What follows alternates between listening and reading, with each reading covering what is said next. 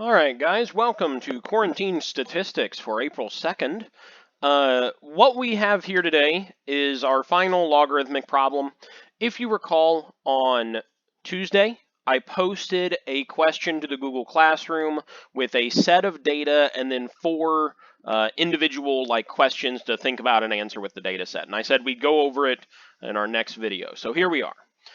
So the data set was about video game sales. It was like the number of sales in thousands, something like that, for each year after it had been released. It was originally released in 2000, and then this was 2010 all the way down here. So what you could do is you could do this in your calculator, or you could do this with this online calculator I talked about the other day. I put in all the data set, and then I had it graph the function. You can see that it fits the logarithmic curve relatively well. And then we get the actual numbers for the function right down here. So I'm going to write that out. So we have y equals a, which is 141.9, so that's just going to be 142, plus b, so 10,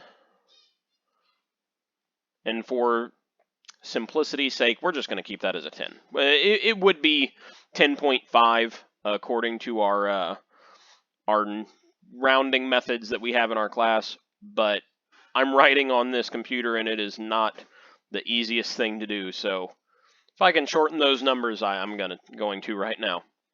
So we get y equals 142 plus 10 times the natural logarithm of x. Our first question was to write that logarithmic regression. So question 1 is done. Question 2 says, what will the number of sales be in 2015, 2020, and 2050? Are these numbers realistic? Why or why not? So here's what I'm going to do. I am going to just choose one of these numbers to solve for. You can see the process, and then you all can solve the other ones yourselves if you would like. So we will solve for 2020. So 2020 is going to be referring to our x value here, right? Because x is our number of years. And we want to remember that we're not typing in 2020 because we have number of years since 2000. So we're going to instead be typing in 21. And a lot of you may be thinking, well, why wouldn't we put in 20? Well, 2000 was year 1. If 2000 was year 1, then that means 2010 was year 11, and 2020 would be year 21. All right, so we have this all here. This is something we can put in the calculator to solve, and then we will go ahead and type that in there, and ultimately get y equals something that I'm not sure of because I don't have my calculator on me. Give me 1 second.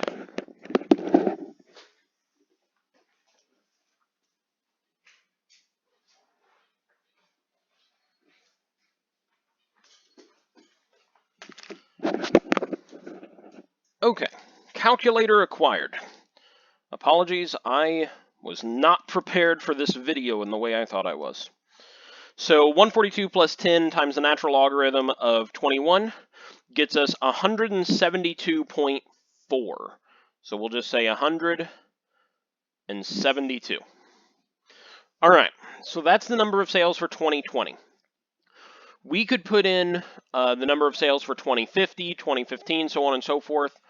Now, we had the part of the question that says, are these numbers realistic? So this is where you got to think a little bit about the context of the problem. And this is a video game, right? A video game that seemingly was released in 2000. Now, are most video games released in 2000 still going to be increasing their sales numbers in 2020, or especially in 2050, right? Like, is that realistic?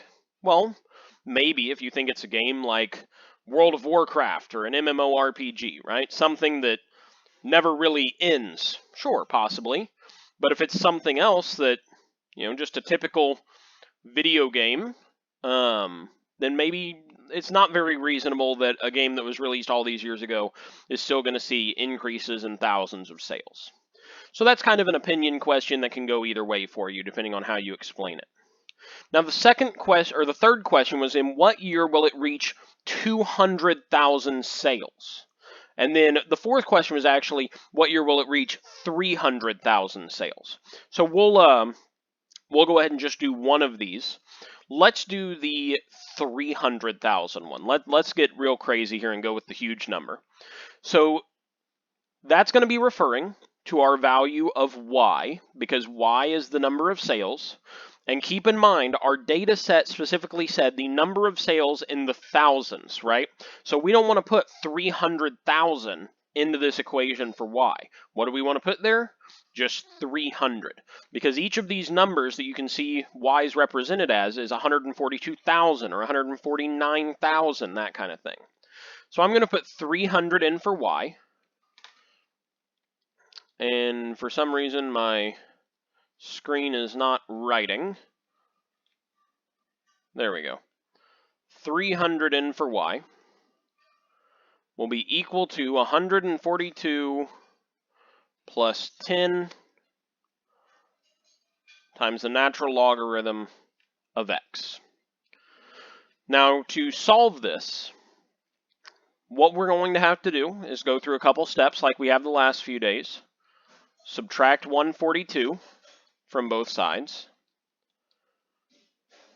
142, of course, in this equation representing, you can see here, the number of sales in the first year. So 300 minus 142 is going to give us 158. So 158 equals 10 times the natural logarithm of x.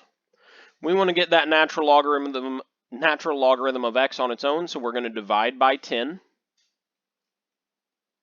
And 158 divided by 10 is going to give us 15. For some reason, it's not letting me write on that side of the screen. I don't really know why. Okay, 15.8 equals the natural logarithm of x. The final part of this problem is getting x on its own. As you may recall from the last few days, what we can do is eliminate the natural logarithm by writing an e as the base on the other side of the problem. So if we get rid of this, we write it as e to that power equals x. So I'm going to go ahead and type in my calculator here, e to the 15.8 power, and we end up with the number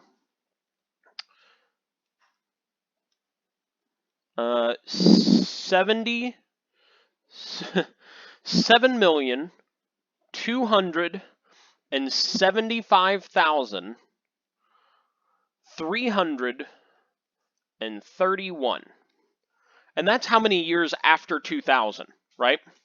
So in reality, this would be year 7,277,331. Now, the part of this question, the second part said, is this reasonable given the context of the problem? And I think our pretty clear answer here is no. This is an astronomically large year. But this shows off well how logarithmic relationships work. 300, in all reality, is not that much bigger than 100 and the 160s that we have here. Just as a number, it's not that much farther away. But you can see through the logarithmic relationship how much this really levels out if we were seeing 140 to 160 within the first 10 years, and then it took us 7 million years to go up to 300. You can see just how much this curve really flattens in a logarithmic relationship, that it would take that long for it to reach a number like 300. So this is the method of doing those kind of problems, solving for x and y. This is the last logarithmic problem we are going to do. You guys have packets that I put on the Google Classroom yesterday and that we're putting folders for you to pick up from the school today if you so chose to do that. and we're going to be starting in on those packets soon. My plan is to start on it in tomorrow's video. Things kind of change day by day, as you guys know at this point. So hopefully that's where we'll be going. But we'll be jumping into that next packet after this.